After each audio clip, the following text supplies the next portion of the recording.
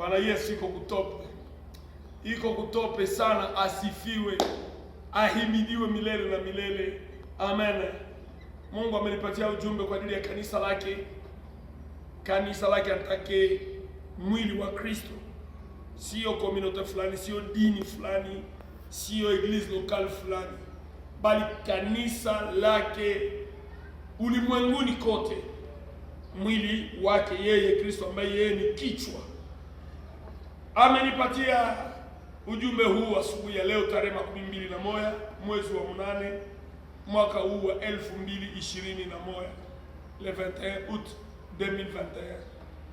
Ameniambia kuhusu habari kanisa, watoto wa Mungu, tufanye angalisho siku hizi za hatari zenye tuko tunaishi. Angalisho na roho ya Yuda Iskarioti. Shetani amepima ukukota, amejaribu, amelokota wachache sana. Sasa kwa kuweza kulokota, kuharibisha, maana yeye ni muharibifu tu wa kuharibisha, ile kabisa inaitwa destruction massive, ndio yenyewe kunatafuta. Anaona ni kubomoa watoto ya Mungu, kutenganisha watoto ya Mungu kwa sababu ya pesa. Sababu ya pesa. Yuda Iskarioti alimsaliti Yesu sababu ya pesa. Katika Injili ya Mathayo sura ya 26 mstari wa 14 mpaka 16. Wakati huo mmoja wa wale tenashara jina lake Yuda Iskarioti aliwaendea wakuu wa makuhani akasema, ni nini mtakachonipa nami nitamsaliti kwenu? Anaenda kulomba marshe ya kusaliti mtu wa Mungu asiyekuwa na hatia. Na wengi wapo wanafanya vile mkanisa leo. Wakampimia vipande 30 vya fedha. Tokea wakati huo akawa akitafuta nafasi apate kumsaliti. Sikia, unaweza sasa unafanya kwa siri. Yesu anajua roho ya kila mtu. Yesu anajua kila mtu. Mungu mzima wa mbinguni anachunguza moyo wako, kama vile Yeremia sura ya 17 mstari wa 9 na wa 10 inasema. Anajua siri ya roho ya kila mtu. Moyo wa mwanadamu una ugonjwa wa kufisha. Hange ndugu yangu mpendwa, shetani asipate nafasi ndani ya moyo wako kukuvamia na roho ya Yuda Iskarioti. Sikia mstari wa 21, tuko tu hapa Mathayo 26. Mstari wa 21 Biblia inasema, nao walipokuwa wakila alisema, amini nawaambia mmoja wenu atanisaliti.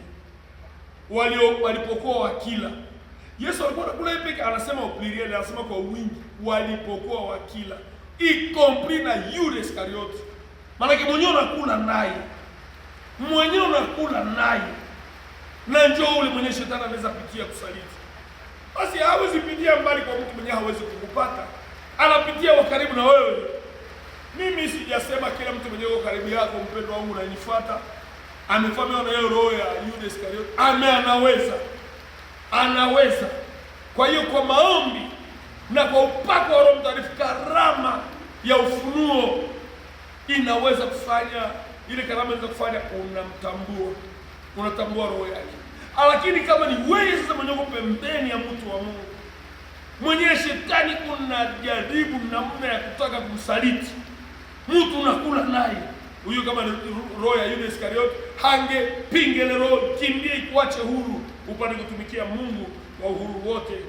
Na mstari wa 23 akajibu akasema, yeye aliyetia mkono wake pamoja nami katika kombe ndiye atakayenisaliti. Niko na kuonesha profundity, unaonyesha undani wa vile Yuda Iskarioti alivyokuwa na Yesu Kristo. Bali chomeka Yesu, Mungu wa mbinguni, ile roho naipinga kabisa kutoka ndani ya kanisa kwa jina la Yesu Kristo, roho ya usaliti. Na Biblia inaongeza kusema hivi 24 mpaka 25, tuko pale kusura ya 26. Mwana wa Adam aenda zake kama ilivyoandikwa, lakini ole wa mtu yule ambaye amsaliti mwana wa Adam. Ingekuwa heri kwake mtu yule kama asingelizaliwa. Yuda yule mwenyewe kumsaliti akajibu akasema, ni mimi Rabi. Akamwambia, wewe wasema Mungu afanye wale wote wenye wamevamiwa na roho ya Yuda Iskarioti katika kanisa la Kristo duniani kote, wao wenyewe waseme kama vile Yuda alivyosema, ni mimi Rabi. Na Bwana mtumishi wa Mungu akijazwa na Roho Mtakatifu atamwambia, wewe wasema, wewe wasema. Hivyo mlikane wale wote ambao wamevamiwa na roho ya usaliti yao itoke nje. Tukiruka kwa mstari wa 47 mpaka 50, Biblia inasema, basi alipokuwa katika kusema, tazama, Yuda mmoja wa wale tenashara akaja, na pamoja naye kundi kubwa wenye panga na marungu, wametoka kwa wakuu wa makuhani na wazee wa watu. Na yule mwenyewe kumsaliti alikuwa amewapa ishara akisema, nitakaye bubusu huyu ndiye mkamateni.